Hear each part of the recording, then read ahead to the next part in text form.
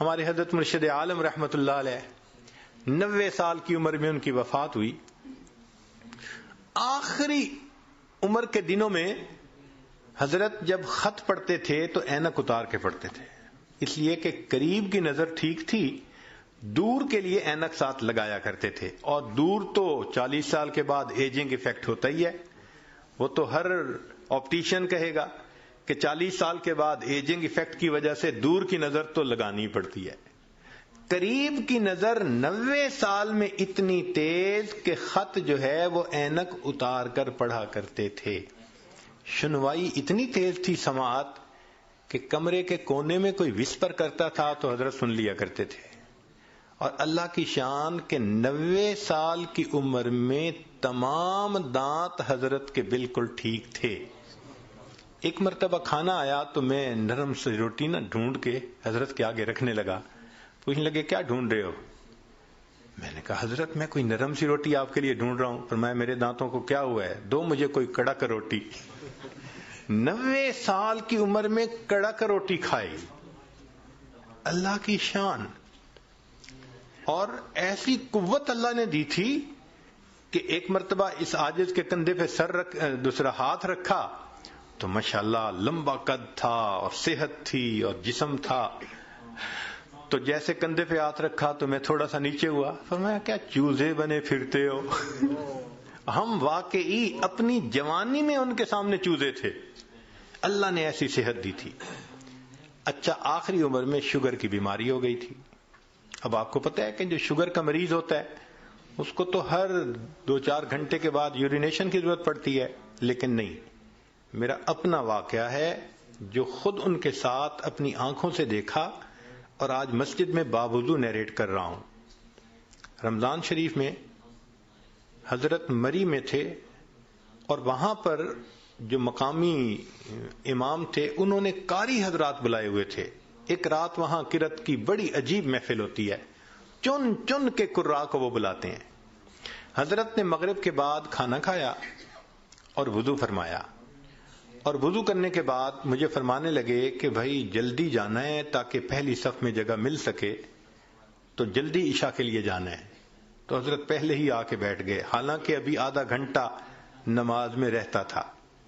عشاء پڑھی، پھر عشاء کے بعد تراویح ہوئی، پھر تراویح پڑھنے کے بعد قرات شروع ہوئی. تو میرا خیال تھا شاید تراویح پڑھنے کے بعد حضرت جائیں گے وضو تازہ کریں گے. تو میں نے ذرا 1-2 دفعہ چہرے کی طرف دیکھا کہ جانے کی نیت نظر آتی ہے، مگر نہیں، وہ تو پرسکون بیٹھے تھے. میں خاموش ہو گیا. اب قرات شروع ہوئی. ایک قاری نے قرآن پڑھا، اور ہمارے حضرت تو قرآن کے عاشق تھے. وہ تو جب کوئی قرآن پڑھتا تھا حضرت تازہ دم ہو جاتے تھے. حضرت نے ان قراء کا قرآن سنا. اتنا پڑھنے والوں نے قرآن پڑھا کہ سحری کا وقت ختم ہونے میں 1 گھنٹہ باقی رہ گیا. تو اعلان ہوا مسجد میں کہ بھئی سب لوگوں کے لیے اجتماعی سحری کا بندوبست مسجد میں کیا گیا ہے. اب 1 گھنٹہ رہ گیا، آپ لوگ اٹھیں اور اپنی سحری کھا لیں. تو میں نے حضرت کی طرف دیکھا کہ بھئی اب تو کمرے میں جائیں گے وضو کرنے کے لیے، رات ہی گزر گئی. تو میں نے پوچھا حضرت وضو فرمائیں گے؟ فرمایا اس کا مطلب تھا کہ نہیں کرنا. میں چپ ہو گیا. حضرت نے وہیں پر مسجد میں سحری کھائی. اب کھانا کھانے کے بعد تو نوجوان لوگوں کو جانا پڑتا ہے بیت الخلاء میں. تو جب کھانا کھا لیا تو پھر میں ذرا قریب ہوا. حضرت وضو تازہ فرمائیں گے؟ میری طرف دیکھ کے فرمایا میرا وضو کوئی کچا دھاگا ہے. یہ الفاظ کہے، میرا وضو کوئی کچا دھاگا ہے. میں خاموش ہو گیا. اب فجر کا وقت ہو گیا. تو اس عاجز کا خیال تھا کہ بس حضرت فجر پڑھیں گے اور فوراً چلے جائیں گے. حضرت نے فجر کا سلام پھیرا اور ممبر کے اوپر آ کر بیٹھ گئے اور فرمان لگے قراء حضرات کو کہ ساری رات تم نے مجھے قرآن سنایا ہے، اب میں تمہیں قرآن سناؤں گا. اور حضرت کا درس قرآن تو عجیب ہوتا تھا. فجر کے بعد اس کو مس نہیں ہونے دیتے تھے. پھر میرے دل میں خیال آیا کہ بھئی جیسے رمضان شریف میں مختلف مسجدوں میں تعلیم کی جاتی ہے 5 منٹ کی، 10 منٹ کی، 4 منٹ کی، تو اس طرح حضرت تھوڑا سا درس دے دیں گے، مگر حضرت تو سبحان اللہ قرآن کی آیتیں پڑھ رہے ہیں، اور جذبے میں ایسے تھے کہ فرمایا تم سب علماء کو راہو، مجھے ترجمہ کرنے کی کوئی ضرورت نہیں، بس ایک آیت پڑھ رہے ہیں اور اس کے بعد اگلے مضمون کی دوسری آیت پڑھ رہے ہیں، اور پھر تیسری آیت پڑھ رہے ہیں، پھر چوتھی آیت پڑھ رہے ہیں، آیتیں ہی آیتیں پڑھتے جا رہے تھے۔ حضرات علماء حیران تھے، کیا الہامی مضمون بیان ہو رہا ہے۔ لو جی، حضرت نے اتنا لمبا بیان کیا کہ اشراق کا وقت ہو گیا، پھر سب نے اشراق کی نماز پڑھی، اور حضرت اشراق کے بعد کمرے میں آئے اور آپ نے وضو تازہ کیا۔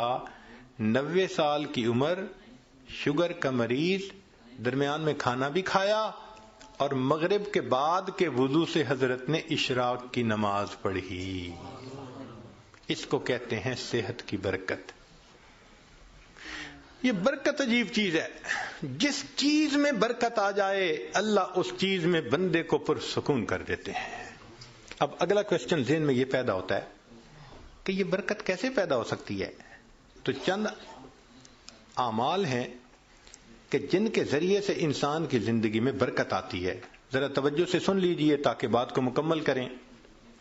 ان میں سب سے پہلے ہے تقوی بھری زندگی گزارنا، گناہوں سے بچنا، نیکوکاری کی زندگی گزارنا، معصیت سے خالی زندگی گزارنا، اس کو تقوی کہتے ہیں۔ احتیاط والی زندگی، ہماری زبان میں کہتے ہیں نا to be on the safe side, English میں کہتے ہیں، اور جی to be on the safe side. تو شریعت کے دائرے میں to be on the safe side رہ کر زندگی گزارنا، اس کو تقوی کہتے ہیں۔ اللہ تعالیٰ فرماتے ہیں وَلَوْ أَنَّ أَهْلَ الْقُرَىٰ آمَنُوا وَاتَّقَوْا لَفَتَحْنَا عَلَيْهِمْ بَرَكَاتٍ مِّنَ السَّمَاءِ وَالْأَرْضِ۔ اگر یہ بستی دیسوں والے ایمان لاتے، تقوی اختیار کرتے، ہم آسمان سے برکتوں کے دروازوں کو کھول دیتے، تو اس سے برکت آتی ہے۔ تو سب سے پہلا کام گناہوں سے بچنا، نیکی کی زندگی اختیار کرنا، اس سے انسان کی زندگی میں برکتیں آ جاتی ہیں۔